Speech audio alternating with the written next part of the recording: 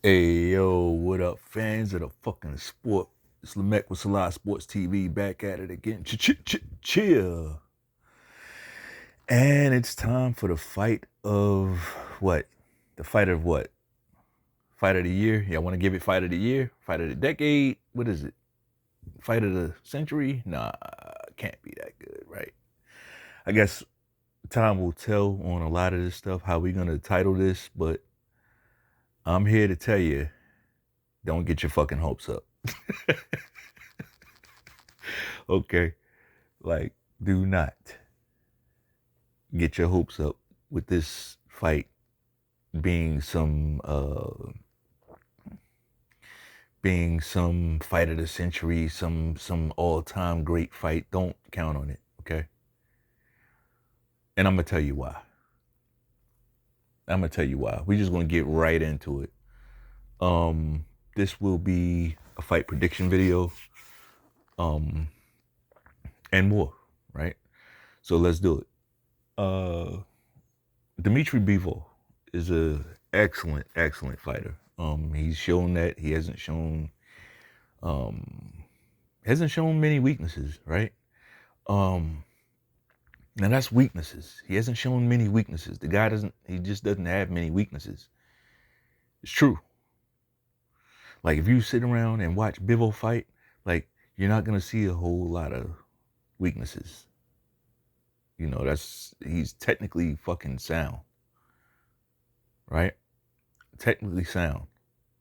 Now let's talk about being technically sound. Let's talk about that. In some other sports, like a guy like Greg Maddux, technically sound, right? A guy like Pete Sampras in tennis, right? Technically sound. Steffi Graf, technically sound. Later on, Andre Agassi became more technically sound, different style, but being technically sound will take you a long way, right? In any sport, in any fuck sports, and I mean in any endeavor, being technically sound will carry you a long way, right? And that's Dmitry Bivol in a nutshell. The guy, if you look for things to poke holes at, you won't really see anything. But that's not really how it works, is it? Like, the sports only come down to who's the most technically sound versus the most, like, is that what it comes down to? And we're gonna get into this the technicality of both fighters, right? We're gonna get into that, but let's just deal with it with the surface right now. Does being technically sound assure you a victory? Does it? I don't think so. I don't think so. Levels. Levels are very important, right? Levels are very important. Now, the thing about Bivol is, let's just describe his style. He's a master at maintaining distance, right? When I watch Bivol fight, that's something that I see consistently in every fight. Now, he might fight these fights differently. Like, he might be more aggressive in some fights, he might be less aggressive in some other fights, right? But he will maintain the distance. He's gonna fight you at the distance that he wants. At least that's what he's been able to do. Why? Because he's had better feet than everybody's fought. Right? He's had better feet than everybody's fought. And let's face it, like, Bivol doesn't have the strongest resume. He does not have the strongest resume. He doesn't. His resume has received about 5 fucking stars in the last few years. Why? Because he beat Canelo Alvarez, right? At 175, though. We gotta dive into that. Do you guys think that you could possibly be overrating the Canelo victory? Do you think you could possibly be overrating that victory a little bit? Like, look at the way Canelo fought that fight. He wasn't even good, man. Like, he was easy work for Bivol. Canelo was an easier fight for Bivol than Joe Smith Jr. Like, so let's not overrate a guy for the wrong reasons. Now, here's the thing. If you follow this channel, you know we don't really we don't rate Canelo anymore, right? Um not anymore. Can't rate the guy now. At this point we can't rate him. But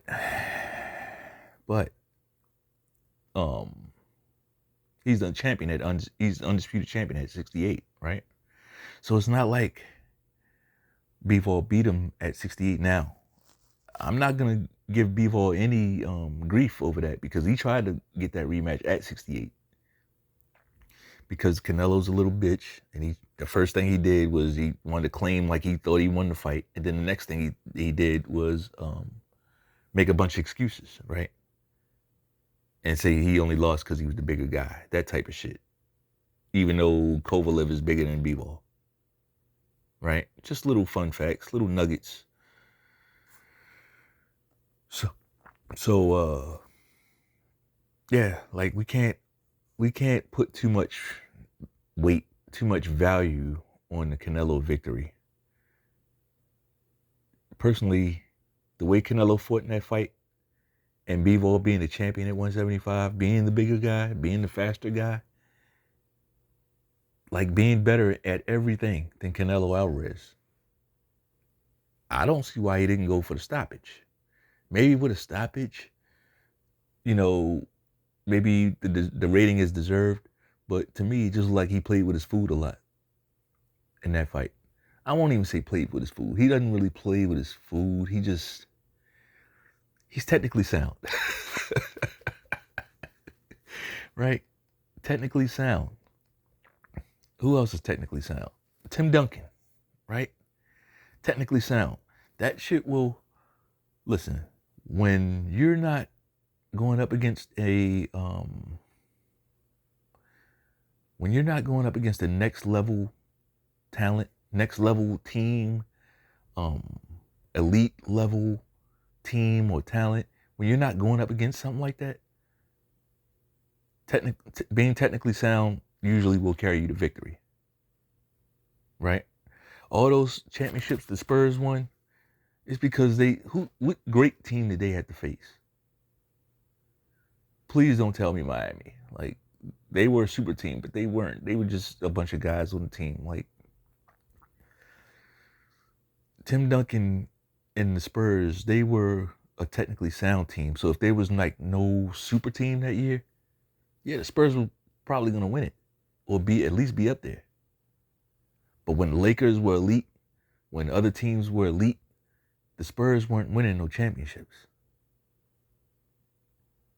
Right? Couldn't get past Kobe and Shaq. Not as technically sound as the Spurs as a basketball team. We all know Kobe, like, was incredibly skilled, right? Incredibly technical in his game. But the Lakers as a team, they weren't a technically sound team. They weren't. They beat you off of talent and role and elite level role play. That's how they won. Now,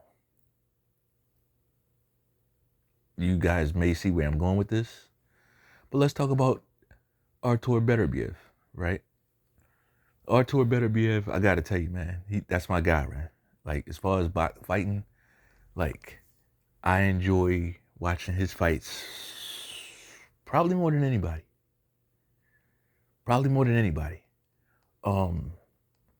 But because I'm a fan of boxing, like, in totality, like, I'll always say, like, well, not always, but like, as long as the guy shows and prove like he is, Terrence Crawford is pound for pound #1 fighter, right? I can look at his body at work, and he's done it. He's fought different weights. He's fought all the guys, right?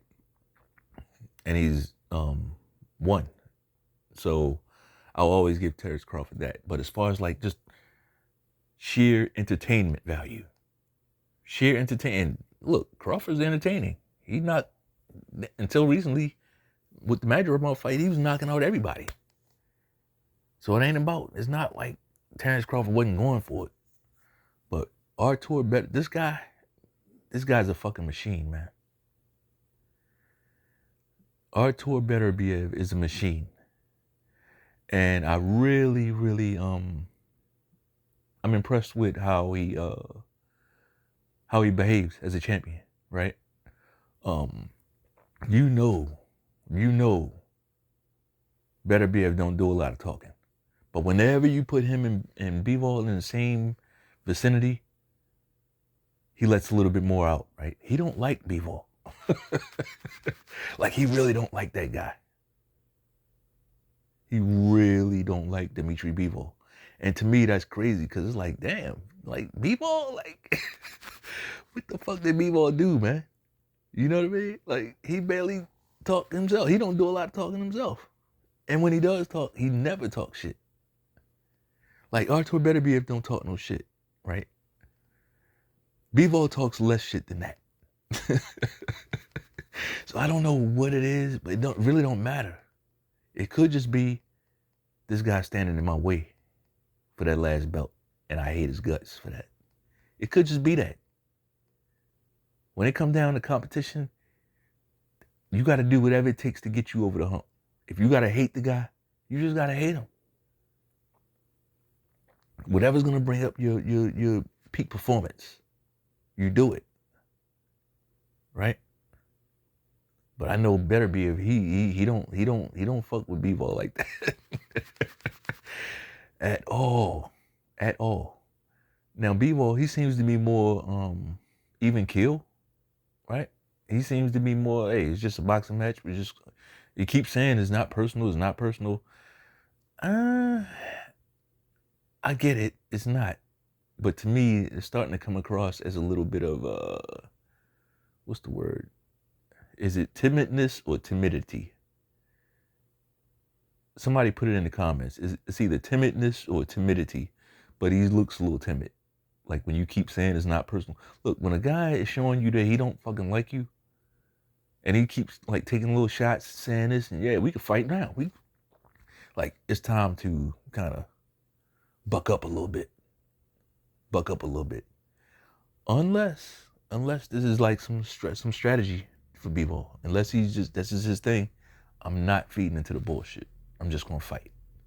I'm not feeding into nothing this guy does. Like, if that's his thing, cool. We just gonna have to see what happens during the fight. Right? But I gotta tell you, man, like, Eddie Hearn didn't do him any favors. Eddie Hearn did not do his fighter, Dmitry Bivol, any favors at that press conference. Like, I'm not saying, look, this boxing. You can't be out there being scared of nobody. You got to fight these motherfuckers. Like, it's not about fear, right?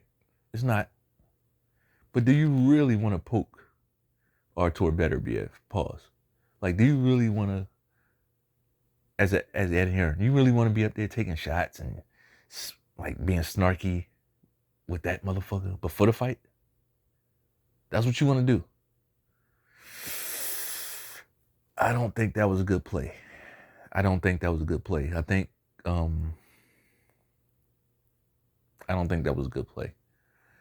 As for the fight, I keep hearing people say, even Terrence Crawford, who's my pound for pound number one, right now, he picked Dmitry Bivol. He says Bivol's jab is gonna stop all that shit. It better be. I disagree. Could not disagree more. Like, people act as if Bivol is the only guy with a jab here. Now, I get it. His punches look great. His punches look picture perfect. The placement, everything looks pretty. Like, the footwork, everything looks the way it should. So I get why people are more impressed by that. But I'm going to tell you, man, like, just go out and get punched in the face one time, right? This is fighting. This is boxing. It's not about that. It's not about that. It's about, can you hurt the other guy? Can you impose your will on the other guy? Right? I think Dmitry Bivol in this fight is going to get crushed. Not because he's a bad fighter. No, none of that.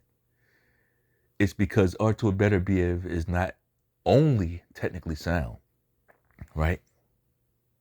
He's technically sound. You better believe he is. He's not out there eating punches and shit, even though he's a pressure fighter.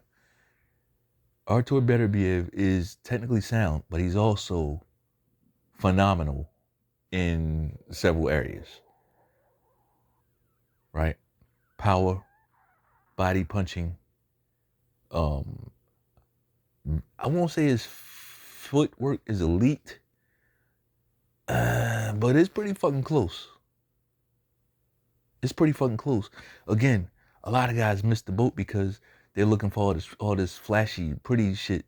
You know, like if you watch Dmitry Bivol, he looks like a boxer. Like the way he fights, you would just assume he's the better boxer, right? Everything just looks the way it's supposed to.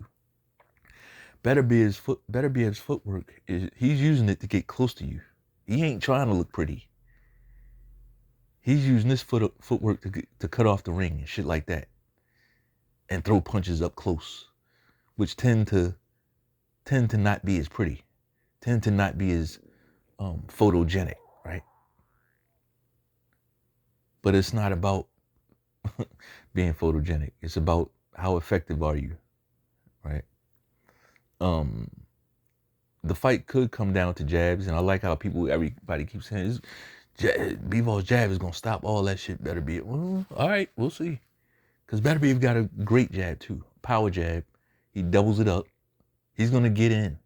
I do not see Dmitry Bivol keeping Beterbiev out.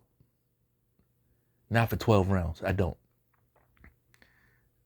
see him keeping him out. And he didn't have to run against Canelo. He didn't have to run because he was the bigger guy. So he moved a little bit, but he could also stand his ground and counter Canelo. He's gonna run from Bivol. I mean, he's gonna run from Beterbiev. He will run. Early in the fight, he's gonna try to stand tall. He's gonna feel the power, and he's gonna get on that bike. He's going to get on that bike. Eventually, he's going to tire down, and Beterbiev is going to do what Beterbiev does. I know, it's real anticlimactic, right? But not for me. Not for me. I enjoy watching that guy fight, right? What I'm interested in is what comes next. I do not see Beterbiev staying at light heavyweight. I don't. As crazy as it sounds, don't be surprised if we get Beterbiev and Usyk in the fight in the ring against each other again. Usyk, Beterbiev is the last guy to beat him in any fight. We get it, it's the amateurs, but I believe Beterbiev is the last guy that handed Usyk a loss. And Usyk has already mentioned coming back down in weight to cruiser, right? So if he's coming down to cruiser and Beterbiev he's already discussed moving up in weight. So hey, that's a fucking super fight. A cruiserweight super fight. How about that? I'd love to see that. I would have to see Beterbiev at that weight before I could,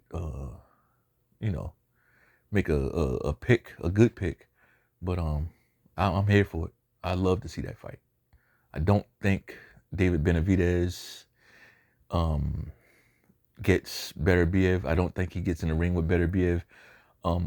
Like I said, I don't think Beterbiev will be there for that fight. I mean, once he gets all the titles, I don't think he's gonna stick around for a campaign at light heavyweight after you beat the guy. I don't see it. I see him dropping those belts. I see David Benavidez maybe going for those titles. And he's gonna have to eventually go through Bivol, right? We don't know what's gonna happen in this fight, how much damage anybody's gonna take. It's fighting. Anybody can get it. One thing I will say about Beterbiev, he better not age out in this fight. I don't think he's injured or anything, but he better not age out. Don't age out in this fight because The thing about Bivol, yeah, he hasn't.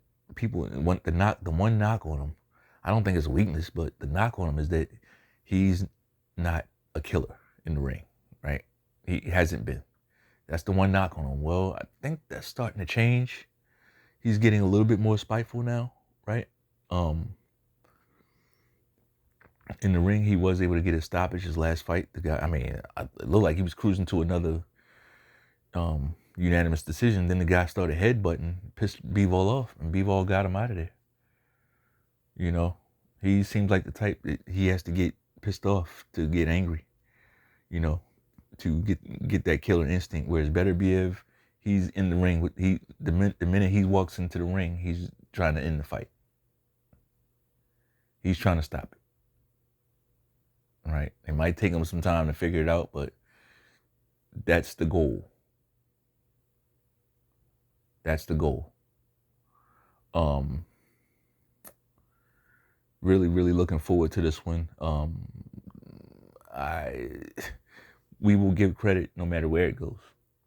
Right? We'll give credit no matter where it goes. Hopefully there's no type of robbery or no shit like that. But we'll see. So hey, that's all I got. If you like the video, bang off on that like button one time. Peace.